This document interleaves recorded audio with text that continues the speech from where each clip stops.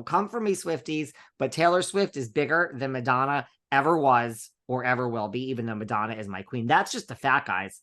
People from my generation don't understand it, but that's a fact. No, I think the Kardashians and Kim and Chris will be bigger than Paris and Kathy for the rest of their lives. So I just want the record to show that I disagree with Miss Fraser. Go on. I do. I love Kim and Chris. I do. They're brilliant. And for people that are like, oh, they're awful. When you're here in Hollywood and you're in entertainment, everywhere you go, people say good things about them. That they everywhere. They help other people in the entertainment business, that they don't mind being made fun of. People have written their comedy acts on them and they're fine with it. Like, you know, I have nothing but insane respect for Chris and Kim, but I think people are burnt out. And I'm just saying there's something refreshing right now about Paris and Nikki and Kathy and Kim and Kyle, if they all came back together. Because the other thing that Andy floated is a sister show or a sisters Beverly Hills, where you have Kim Richards, Kyle, and Kathy coming back. Now, I know their relationship is always teetering. That's what makes good TV. So I love the longevity of them. I do find there's something refreshing about all of them. I'm loving this season of RHOBH. We'll get into that. But did other moments stand out to me for Kathy Hilton's Kathy's Christmas? Well, Mary Cosby on the red carpet next to Rick and Kathy. And it was like, I don't know if Rick and Kathy had any idea who she was. And it was the first time you sort of saw Mary Cosby intimidated, because I'd be intimidated. I mean, Kathy. Mary kind of behaved, right? Now, also, just so everyone knows, like, you know, these are not Kathy's friends. Like, this is a sponsored party where Kathy has a great publicist, and the publicist invites every reality Bravo person that ever existed, and anyone people either got on a plane and flew there, like Mary Cosby and Heather Gay and Whitney Rose, or like Teresa, they were there for their variety, you know, 50 best, 40 most influential women in, you know, entertainment, and then they pop by the party. But like Olivia Flowers from Southern Charm, who was there, is not friends. And Landon Clements, who is on this podcast, she at least lives in LA. These are not Kathy's friends. This is a publicist DirecTV sponsored event. Just putting that out there. Because someone was like, oh, look at all Kathy's friends. And they're not Kathy's friends. She knew people there, everyone from Beverly Hills. She knows Crystal Kung Minkoff, who was there. She doesn't know who Olivia Flowers is.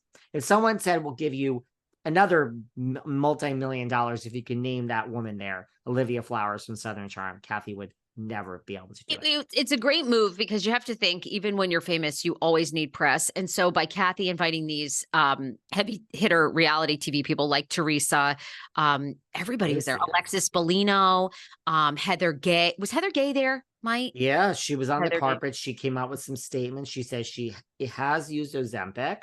She said that it hasn't worked great for her. She only lost about 5 pounds. She says she's noticed that people are nicer to her, and that's just, it's not okay, but that is just the society. And she has truly noticed that 5 pounds lighter people are nicer to her. Sarah's shaking her head. Sarah says to me, do not define myself by my weight. Sarah, people are nicer to me now that I've shed the weight. It's true. It's true. People still hate me. Look, it's a horrible society that we've created here. But I mean, I don't know what you want me to do. I was 60 pounds heavier. I'm a very short person. If you meet me in real life, people are always very like, they're like, oh my God, I didn't think you were so short. I'm like 5'3" at the most, right? I don't think of you as so short when I see you. Really? I mean, I'm short too.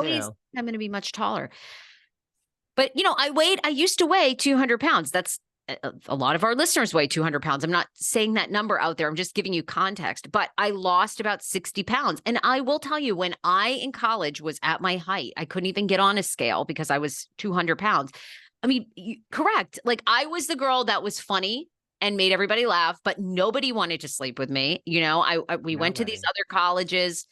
I went to a Mount Holyoke, this all women's college in Western Massachusetts. We go over to UMass. We go over to Amherst. None of these men wanted to they wanted to hear me like say a joke, but they never wanted to sleep with me. I know what that's like. I mean, you would be on your fourth drink. They would be on their fourth drink. You would be like making conversation, having a night out. And they would be like, hold on, I have to go right. I'll be right back. And they go right to the beeline and they're talking to your friend and they want to take her home. Correct. And they go to the room and they put the sock on the door and then they fuck her hard.